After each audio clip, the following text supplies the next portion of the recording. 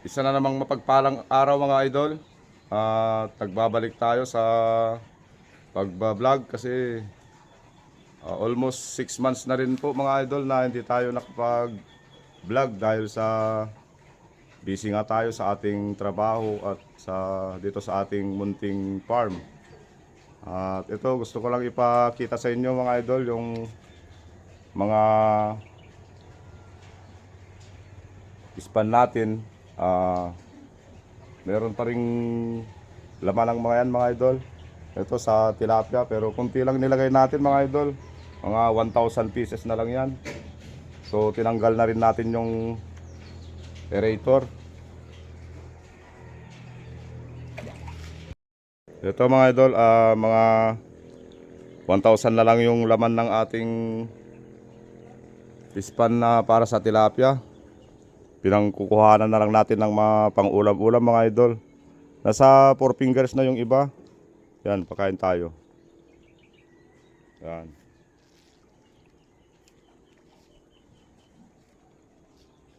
Pang-ulam. Kung minsan kung may mga okasyon mga idol, dito na rin tayo kumukuha ng para sa mga bisita. So yan, malalaki na naman sila mga idol. Yan. Zoom natin. Yan.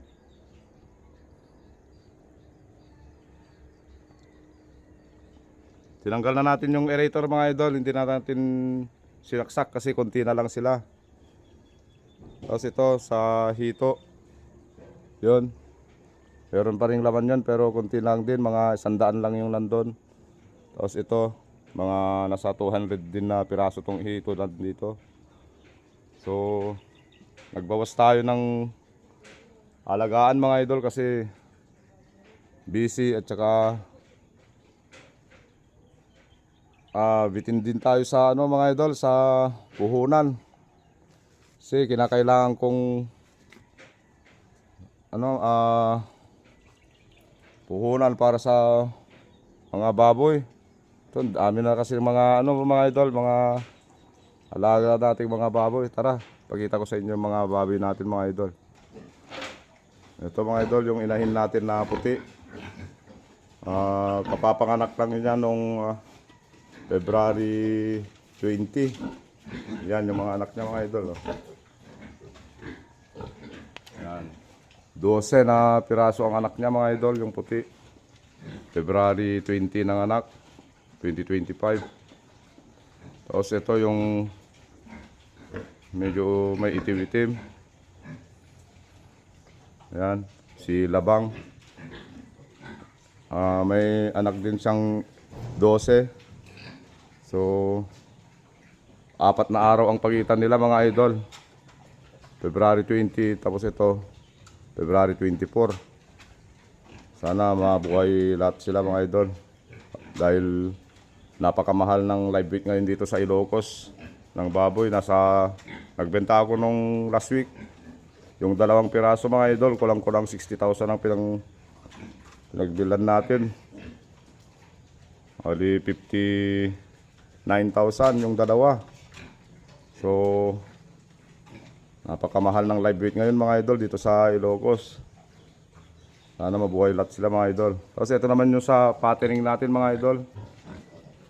Yan. May 6 na piraso dito. So nasa 50 kilos na rin sila. Malapit na rin may benta mga idol.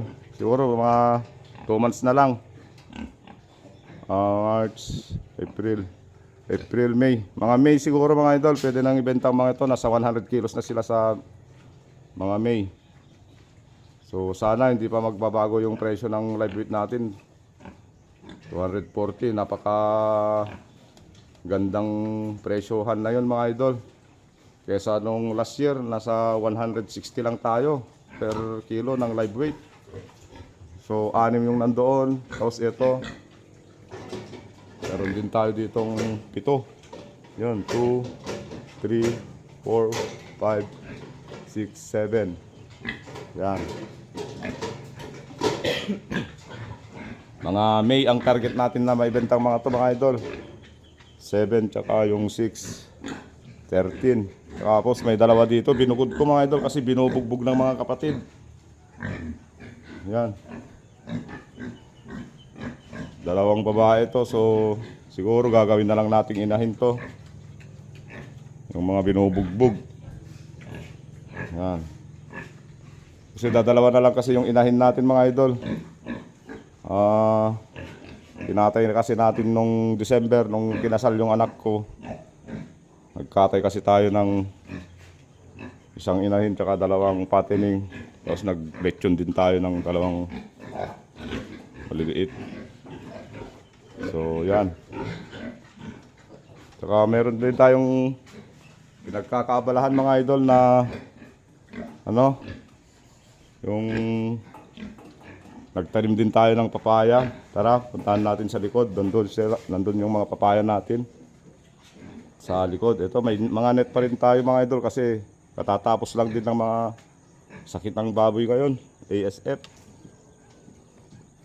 So ito tayo sa likod ng babuyan. Likod ng babuyan tsaka likod ng pispan. Yan.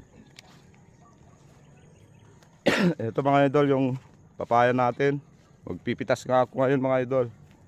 Yan, napaka liit pa pero ang dami ng bunga mga idol oh. Yan. Yan mga idol. Halos nasa lupa lang mga idol oh. Lupa na to. Ano lang ako, nakaupo. Pero nandito yung mga bunga niya mga idol oh. Red lady papaya pala itong variety na to ng papaya. So magpipitas tayo ngayon.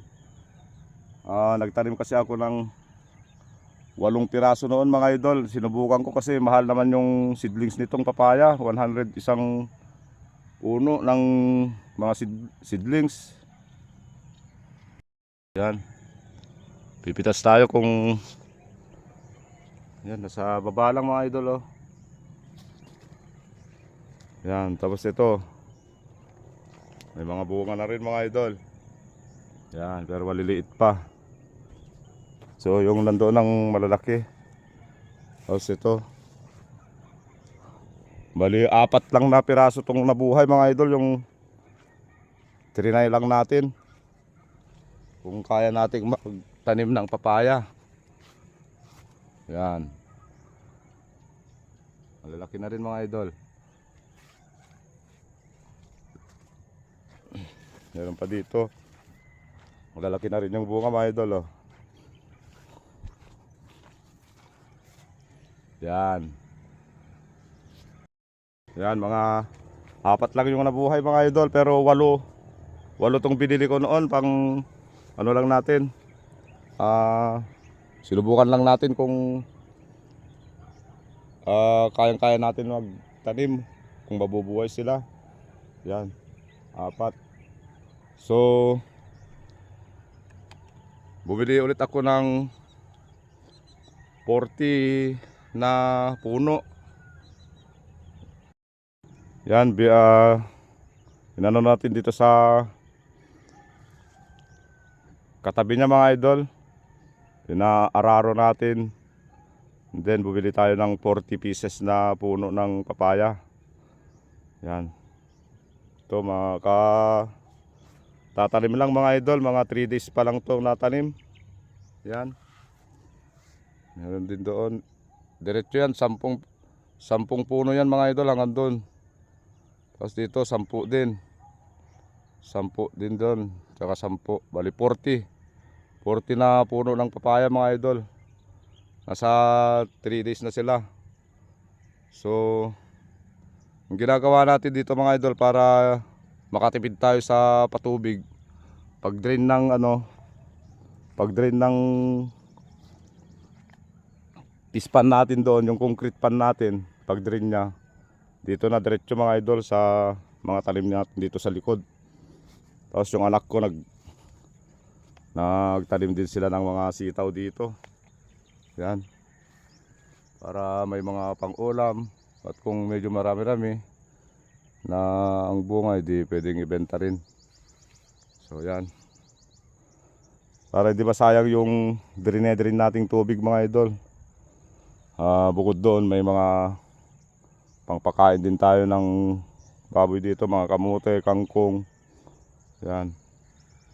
Tapos nandito lang yung mga papaya natin sa likod niya. Yan. So, sige mga idol, at magpipitas pa tayo ng bunga. Maraming salamat mga idol. God bless us all. Yan, tara, pitas tayo mga idol. Itong lalaki mga idol, oh. Yan. Oh. Lalaki ang bunga mga idol. Nasa mahigit 1 kilo na yung isang piraso mga idol. Yan.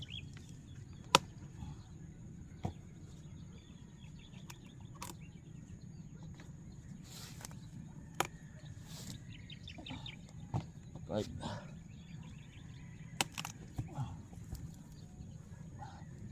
6 7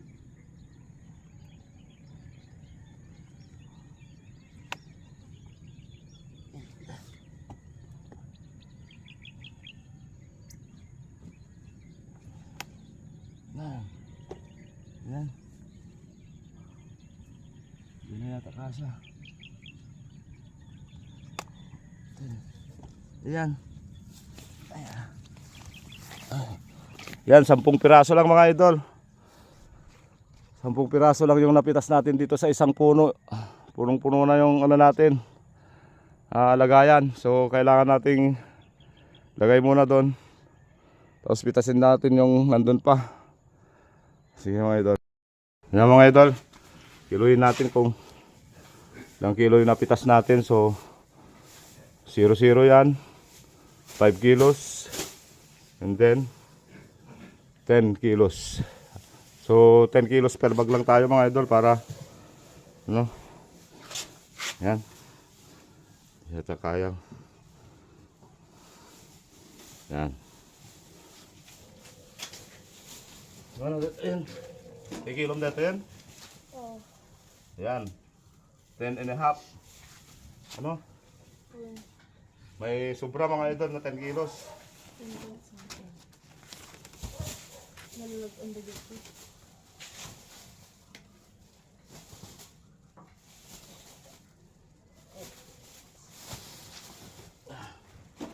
Pa. Parang kulang. Ayun, 10 kilos din, mahigit din. May pasobra din mga idol.